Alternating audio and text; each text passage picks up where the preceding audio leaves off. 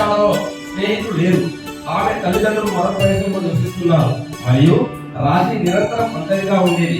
రాశికి డెస్క్టాప్ మరియు internet access అందుబాటులోకి వచ్చినప్పుడు ఆమె ఫేస్బుక్ లో యాక్టివ్ గా మారింది మరియు నిరంతరం వివిధ భంగిమల్లో తన సెల్ఫీలను పోస్ట్ చేసింది. సోషల్ మీడియా యొక్క వ్యామోహంలో ఆమె సంతోషంగా ఉంది మరియు స్నేహితులను సంపాదించడానికి ఉత్సాహంగా ఉంది. ఒకరోజు ఆమె ఫేస్బుక్ ద్వారా అంటే ఆన్లైన్ ద్వారా రాణిని కలిసింది. రాణి ప్రొఫైల్ చిత్రం ద్వారా ఆమె ఒక ఉత్తమమైన అని నిర్ధారణకు వచ్చింది.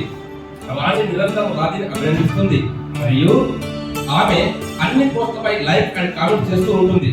రాణి మెసెంజర్ లో తన సందేశాలను పంపడం ప్రారంభించినప్పుడు రాణి సంతోషంగా సమాధానం ఇస్తుంది మరియు స్వల్పకాలంలో వారు మంచి స్నేహితులు అయ్యారు.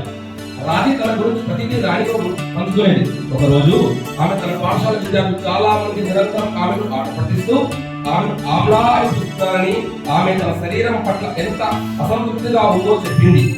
రాణి ఆమెను చింతించవద్దని మరియు ఆమె వెబ్ క్యామ్ను ఆన్ చేసి దుస్తులు తొలగించని కోరింది మరియు ఆమె శరీర పరిమాణాన్ని మెరుగుపరిచే వ్యాయామాలతో ఆమె మార్గనిర్దేశం చేస్తుంది.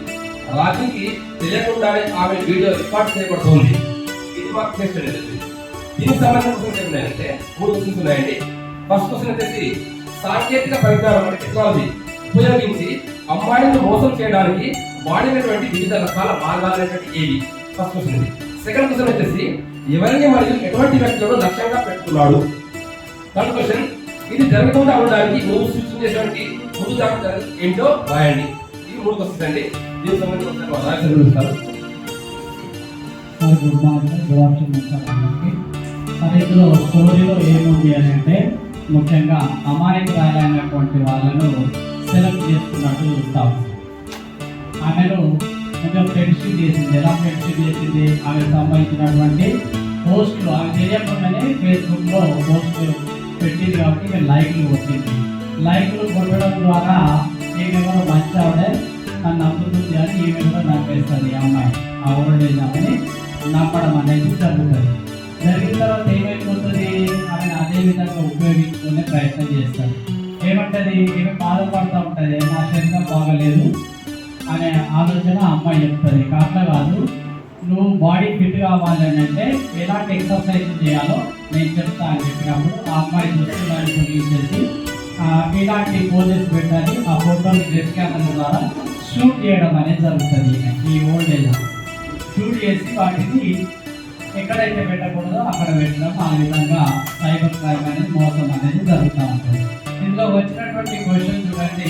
మేము మొదటి క్వశ్చన్ ఏం రాసామంటే వివిధ రకాలైనటువంటి సోషల్ మీడియా వేదికలు అంటే జాగ్రత్తగా ఉంటాం. మొదటి సాంకేతిక పరిజ్ఞానాన్ని ఉపయోగించి అమ్మాయిలను మోసం చేయడానికి వాడినటువంటి వివిధ రకాల మార్గాలు ఏంటిది అన్నప్పుడు సోషల్ మీడియా ప్లాట్ఫామ్స్ అనేది అవి వాట్సాప్ కానీ, ఫేస్బుక్ కానీ, ట్విట్టర్ కానీ, ఇన్స్టాగ్రామ్ కానీ ఇలాంటివి ఉన్నాయి. తర్వాత వెబ్ కెమెరా అనేది వాడినటువంటి సందర్భం ఇందులో మనం చూస్తున్నాం. ఇక రెండవది ఎవరిని మరియు ఎటువంటి వ్యక్తులను లక్ష్యంగా పెట్టుకున్నారు?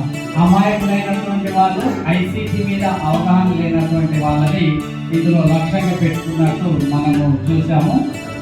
కేస్ స్టడీలో ఒంటరి మహిళ అమ్మాయి కూడా, పేదవారు కూడా వలస కూలీలు ముఖ్యంగా బలైతున్నట్టు మనం చూడవచ్చు. మూడో క్వశ్చన్, ఇది జరగకుండా ఉండడానికి నీవు సూచించే ముందస్తు చర్యలు ఏమిటి అని మన నుండి సలహాలు కోరుతున్నాడు. ముందుగా అపరిచితమైనటువంటి వ్యక్తుల్ని అస్సలు నమ్మరా. అన్నోన్ పర్సన్స్ ఎందుకు నమ్మాలి? నమ్మకూడదు. టెక్నాలజీ పట్ల అవగాహన కలిగి ఉండాలి.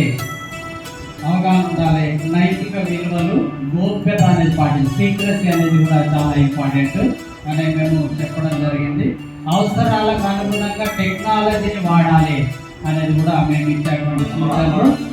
అవగాహన, కుటుంబంలో స్నేహపూరిత వాతావరణం లేకపోతే కూడా కొన్నిసార్లు మోసపోయేటువంటి అవకాశాలు ఉంటాయి. పిల్లలపై తల్లిదండ్రుల పర్యవేక్షణ ఎల్లవేళ ఉండాలి. సంబంధిత శాఖల అధికారులకు సమాచారం ఇస్తే ఆ సెక్సువల్ అబ్యూజ్ నుండి కాపాడేదానిగా అవసరం అనేది మేము ఇచ్చేటువంటి సూచన. Thank you sir. Thank you sir.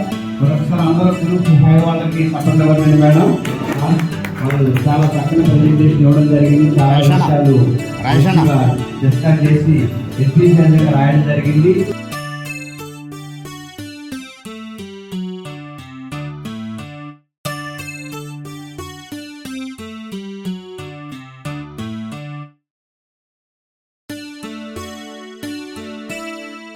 నవత అభిప్రాయాన్ని కూడా తీసుకోకుండా ఈ నేరాన్ని